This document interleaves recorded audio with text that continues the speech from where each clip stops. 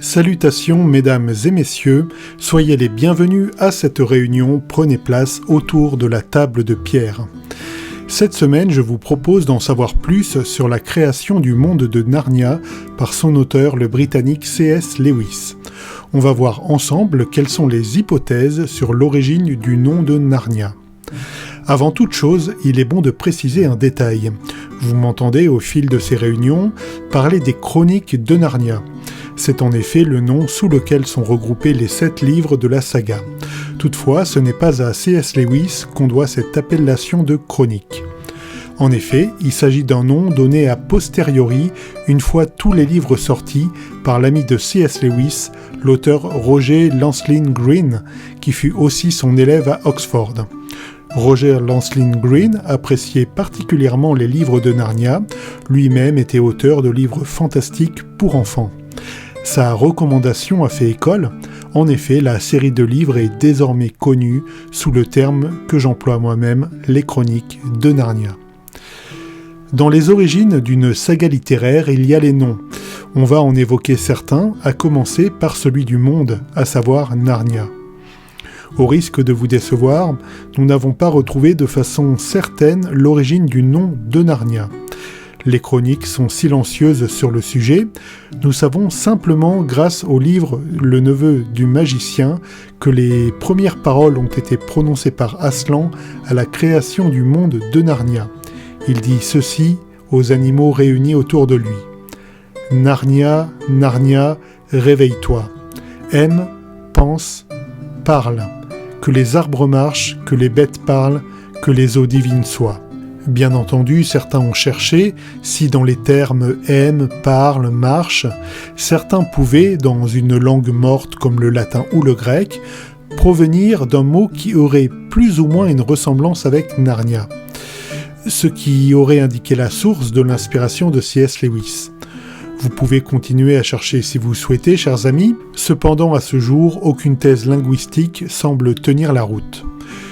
Il se pourrait que l'origine du nom de Narnia a été inspirée à C.S. Lewis par un lieu qui existe réellement. Le guide du monde magique de Narnia de Virginie Michelet nous apprend ceci. Certains pensent, mais personne n'en est sûr, que le nom de Narnia vient d'une ville d'Ombrie en plein cœur de l'Italie appelée Narni. Elle est située près d'une rivière, le Bar, qui se jette dans le Tibre. Narni est très ancienne. Dès l'époque romaine, elle était réputée pour ses excellents termes. N'oublions pas que C.S. Lewis, qui était très savant, lisait couramment le grec et le latin, notamment un certain Pline le Jeune, qu'il cite dans une lettre à l'un de ses amis. Fin de citation. Certaines sources, comme l'ami de C.S. Lewis dont on a parlé au début de la vidéo, Roger Lancelyn Green, disent que tout simplement la sonorité de Narni plaisait à C.S. Lewis. En latin, le nom de la ville moderne de Narni se prononçait tout simplement Narnia. Dans son ouvrage Le Guide du monde magique de Narnia, Virginie Michelet nous apprend une anecdote assez déroutante. Je cite. « Il existe une Lucia de Narnia qui a vécu entre 1476 et 1544. Cette sainte italienne, appartenant à l'ordre des bénédictines, vécut une vie bien dure et fut enterrée avec pompe dans la cathédrale de Ferrare. Sur sa tombe, beaucoup de miracles eurent lieu. » Fin de citation. Se pourrait-il qu'il y ait un lien entre cette sainte de l'Église catholique romaine et la Lucie que nous connaissons dans les aventures de Narnia ? Bien que séduisante, l'hypothèse reste spéculative. En effet, comme nous l'avons vu dans la première vidéo dédiée au parcours de C.S. Lewis, les enfants Pevensie sont directement inspirés d'enfants des années 40 ayant réellement fui la guerre en se réfugiant à la campagne. De plus, C.S. Lewis n'était pas catholique romain mais anglican, il n'avait donc pas spécialement de dévotion pour une sainte de l'Église catholique romaine.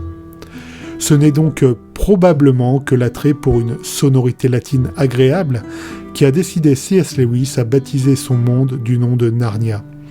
Ce nom est représentatif du goût de l'auteur pour les langues anciennes comme le latin, représentatif aussi du mystère qui entoure tout conte fantastique. En effet, certains noms ont une origine bien connue, par exemple, Aslan veut dire simplement lion en turc. En revanche, C.S. Lewis semble avoir préservé le mystère qui se cache derrière ces 6 merveilleuses lettres que forme ce nom que nous aimons tant, Narnia. Nous ne sommes qu'au début de notre voyage dans cette contrée merveilleuse. Pour ne pas rater une réunion, chers compagnons, je vous invite à vous abonner à cette chaîne YouTube. Chers amis, je constate que le soleil est déjà bas sur l'horizon. C'est la fin de notre réunion déjà, je vous invite à quitter la table de pierre et à reprendre le cours de votre vie. Soyez certains d'une chose, on se reverra, Narnia n'en a pas fini avec vous.